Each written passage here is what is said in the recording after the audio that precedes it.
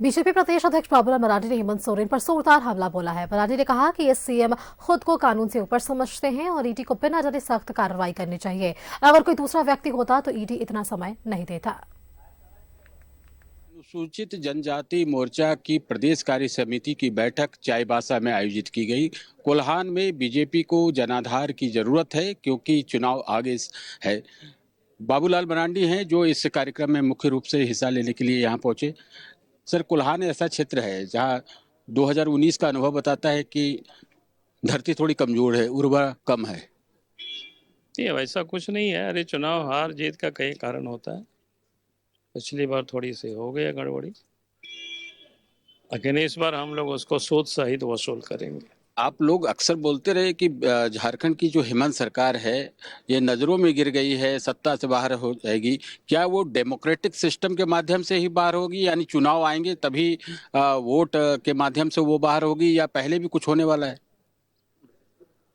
देखिए, मैं ये कह रहा हूँ कि झारखंड में जो हेमंत सोरेन जी के नेतृत्व में सरकार चल रही है, तो आप देख रहे होंगे कानून व्यवस्था की क्या स्थिति है। वो किसी से छुपा हुआ नहीं है। जब जो व्यक्ति डेमोक्रेसी को मानता ही नहीं है डेमोक्रेटिक तरीके से, तब फिर कानून का जो अन्य विकल्प जो खुला है, तो ईडी को वो विकल्प का सहारा लेना चाहिए। ईडी को डरना नहीं चाहिए। आप लग रहा है ईडी डर रही है? अब लग रहा है कि नहीं, लेकिन देख रहे हैं कि भाई क्यों इतना ये कर रहे हैं। जब जो व्यक्ति, अगर आप सोचिए, अगर एक मामूली व्यक्ति को कोई नोटिस हुआ रहता तो हमें नहीं लगता है उसको 7 बार नोटिस दिया जाता, 2-3 बार नोटिस दिया जाता, 5वां बार तो उसको उठा करके अंदर कर देते। नहीं, तो मुख्यमंत्री कोई कानून से बाहर तो नहीं है।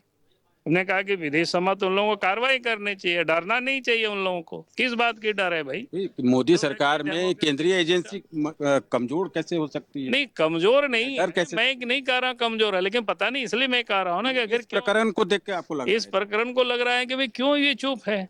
चाहते हैं कि ईडी को थोड़ी सख्त होनी चाहिए। बिल्कुल होनी चाहिए। तो ये बाबूलाल मरांडी जी चाईबासा में कह रहे हैं कि ईडी को डरना नहीं चाहिए और केंद्र सरकार की एजेंसी, मोदी की केंद्र सरकार में सरकार है, उसकी एजेंसी को कभी डरना नहीं चाहिए। जो विधि सम्मत कार्रवाई हो वो करनी चाहिए। संकेत साफ है। कैमरामैन रिंकू के साथ राजेश कुमार, न्यूज 11 भारत, चाईबासा। बीजेपी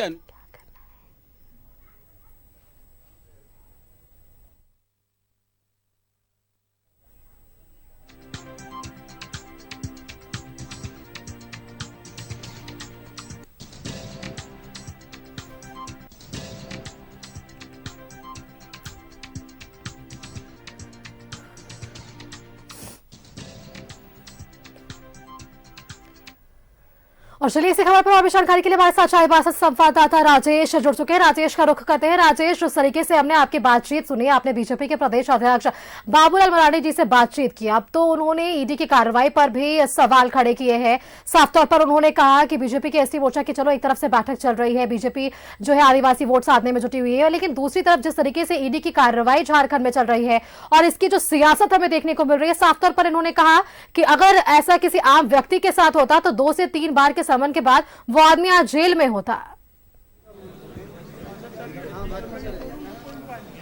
हाँ, देखिए, उन्होंने जो कहा, जो व्यवहार में देखा जाता है सामान्य रूप से, चाहे वो पुलिस हो या कोई स्टेट एजेंसी हो या सेंट्रल एजेंसी, देखिए, किसी को बुलाया जाता है उसे गिरफ्तार करने के लिए ही नहीं बुलाया जाता, बल्कि कानून को सहयोग करना हर प्रत्येक व्यक्ति का ये कर्तव्य भी बनता है।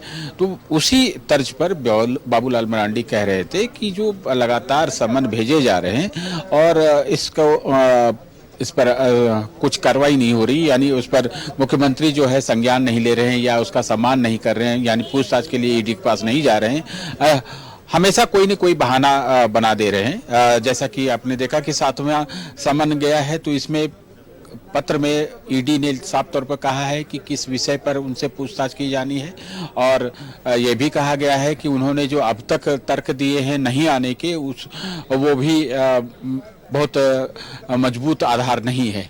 तो बाबूलाल मरांडी इन्हीं चीज़ों को देखकर विश्लेषण करके उनका कहना था कि एक एजेंसी की साख पर भी ये सवाल खड़ा होता है, जो केंद्रीय एजेंसी है वह क्यों 7 बार समन दे चुकी है, यानी 6 बार पहले दे चुकी है, 7वीं बार तक ड्यू है।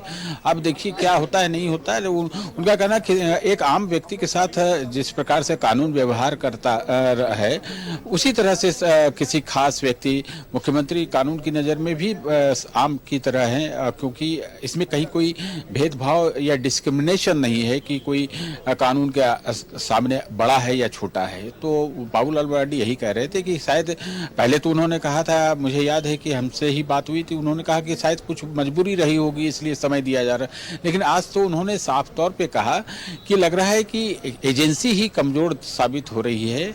और जब मैंने कहा कि केंद्र की मोदी सरकार जो अपने आप को मजबूत मानती है, उसकी एजेंसी कमजोर हो, ये कैसे संभव है? तो उन्होंने कहा कि जो बातें सामने दिख रही उसके आधार पर वे कह रहे हैं। अब क्या कारण है, क्यों नहीं आगे एजेंसी विधि सम्मत कार्रवाई कर रही है, ये तो एजेंसी यानी ईडी के अधिकारी बता सकते हैं, लेकिन लबोलवाब यही था कि ईडी भी को आगे कार्रवाई करनी चाहिए। तो देखिए राजनीति हो रही है, तो झारखंड में समन पर समन जिसे कहते हैं, तारीख पर तारीख जैसे कोर्ट के लहजे में कहा जाता है, तो उसी तरह से दिए जा रहे हैं। 7वां समन है। अब इस पर मुख्यमंत्री क्या करते हैं नहीं करते हैं ये तो देखा जाएगा, लेकिन फिलहाल विपक्ष के रूप में बीजेपी सरकार पर हर विषय को लेकर हमलावर है। आपने देखा कि लॉ एंड ऑर्डर की स्थिति को लेकर भी बाबूलाल मरांडी हमेशा एग्रेसिव रहे हैं। जेल में जो जेल अधीक्षक थे होटवार जेल के, उनके तबादले की आशंका उन्होंने सोशल मीडिया पर जाहिर की थी, तो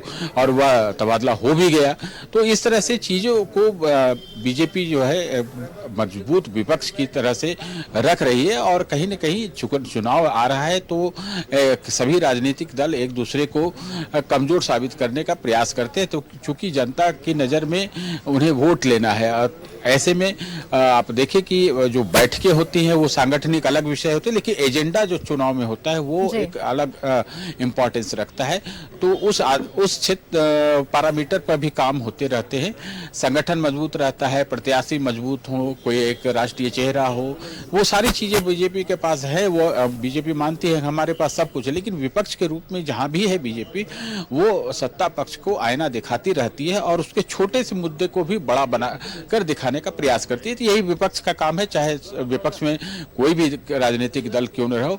लेकिन चाईबासा की बात करें, यहाँ जो बैठक है अभी चल रही है, प्रदेश पदाधिकारी, जिला अध्यक्ष और जिला प्रभारियों की बैठक चल रही है, जिसमें प्रदेश प्रभारी लक्ष्मीकांत वाजपेयी विशेष रूप से दिल्ली से आए हैं। इस बैठक में हिस्सा ले रहे हैं केंद्रीय मंत्री अर्जुन मुंडा है, केंद्रीय राज्य मंत्री अन्नपूर्णा देवी हैं, नेता प्रतिपक्ष अमर कुमार बावरी है, ये सभी है। क्योंकि अब कल से 2024 का आगाज होने जा रहा है और 2024 में लोकसभा के भी चुनाव होने हैं और विधानसभा के चुनाव भी होने, और दोनों चुनाव जो है बीजेपी के लिए बहुत ही महत्वपूर्ण है।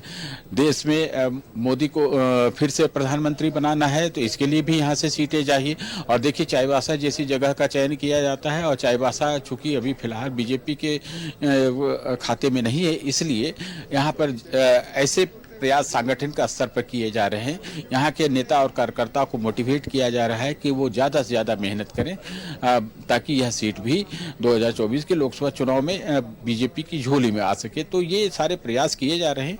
एक तो देखिए ये कार्यक्रम कहीं भी होता है, किसी भी जगह पर हो, वहाँ की जो स्थानीय इकाई होती किसी भी राजनीतिक दल की, खासतौर पर हम बीजेपी की बात करें तो उसमें एक ऊर्जा का संचार होता है। तो वही कुछ चाईबासा में हो रहा है। चाईबासा में फोकस डाला गया है।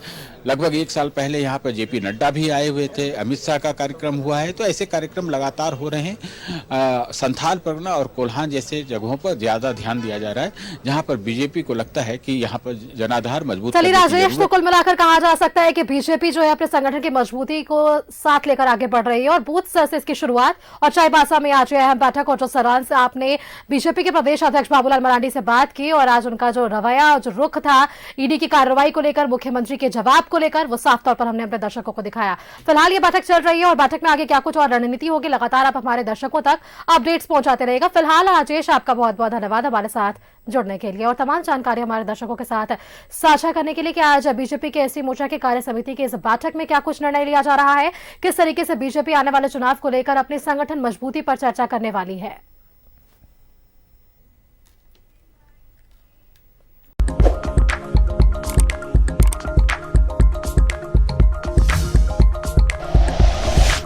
Like and share videos, subscribe करें हमारा चैनल और प्रेस करें बेल आइकॉन। न्यूज़ 11 भारत, सच है तो दिखेगा।